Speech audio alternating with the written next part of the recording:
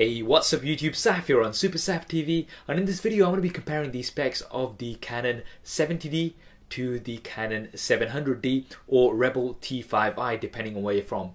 Now the 70D has just recently been announced and it's boasting some seriously good specs, including a highly improved autofocus system in video. The 700D or T5i is the latest in the Rebel series of DSLR cameras, which are very popular, especially for people on a budget. But how do these cameras compare to each other? Well, do hit that thumbs up button and let's find out in this head-to-head spec comparison. Now, looking at the resolution and sensor size to begin with, the Canon 70D has a 20.2 megapixel CMOS sensor, whereas the 700D has an 18 megapixel CMOS sensor. Now the sensor size of the 70D is also slightly larger, and it has the Digic 5 Plus processor as opposed to the Digic 5 processor, so high resolution on the 70D here. Now in terms of the autofocus points, the 70D has 19 autofocus points, all cross type, and the 700D has 9 autofocus points, again all cross type as well. So you've got an advantage here in terms of autofocus points, which are going to be really useful. And the ISO range is also the same on both of these, 100 to 12,800, extendable to 25,600, and we'll have to see side-by-side comparisons to make a proper judgment, but in terms of the range on both of these cameras, they are the same. Continuous shooting, the 70D offers 7 frames a second, the 700D offers 5 frames a second, so again you've got a higher burst rate on the 70D here as well. Viewfinder coverage, the 70D 98% viewfinder coverage, whereas the 700D has just 95% viewfinder coverage. So a little bit of a difference here. 100% is what's ideal, and a lot of the pro cameras will also have, but this is the difference that you have between these two cameras here. Both of these cameras also have a single SD card slot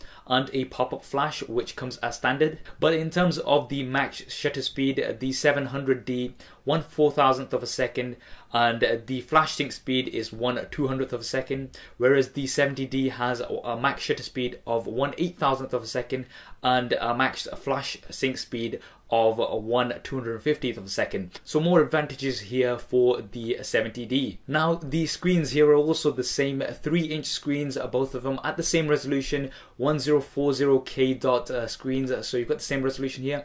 Both are swivel out screens as well, great for different angles, and they are both also touch screens, so you've got the same screens on both of these cameras here. Now what's interesting is the continuous focus in video on both of these cameras. They both do offer this, but in different ways. The 700D offers hybrid AF technology, whereas the 70D offers dual pixel CMOS AF technology. Now what's unique about the 70D is that this is the newest feature that Canon have offered, and it's supposed to be the best autofocus that any DSLR offers. I've tried out the 700D autofocus. Yes, it's good, but you know, it's not brilliant, so it's not going to be as good as the 70D. The examples Canon have shown look very promising, very good autofocus, something that's been lacking on DSLRs for a long time now. Video specs on both of these are very similar. They both film at 1080p at 24, 25 and 30 frames a second, and also 720p at 50 and 60 frames a second. Both also have the same recording length, although it's at a maximum of 4 gigabytes per file, but it will carry on automatically after that. So say for instance, if you are filming 1080p and you're going to be doing the 29 minutes and 59 seconds, you'll have 3 files at the end of it, which you'll have to put together and post, but both the same here. They both also have a mic in. Neither have a headphone out. I do like having a headphone out on DSLRs, but neither of these offer that. Wireless transfer, the 700D does not offer wireless transfer. The 70D has wireless transfer built in, which is absolutely great.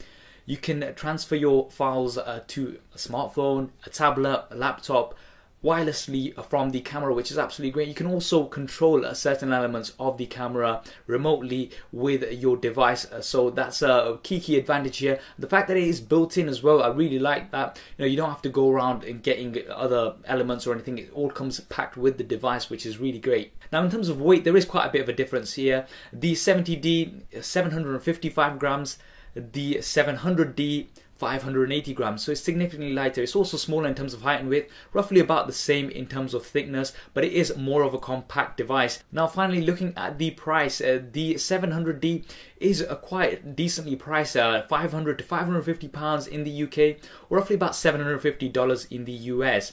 The 70D, you can pre-order it right now for around about £1,080 here in the UK, or around about $1,200 in the US, and it's due for a September release this year. 2013 September is when you can expect to receive it. Now that is quite a bit of a difference between these two in terms of price. You're looking at almost double in terms of pounds for the 70D compared to the 700D. So if you are on a budget, that might be something to consider. So to summarize, both are really good DSLRs, no doubt about that. They both have very nice specs.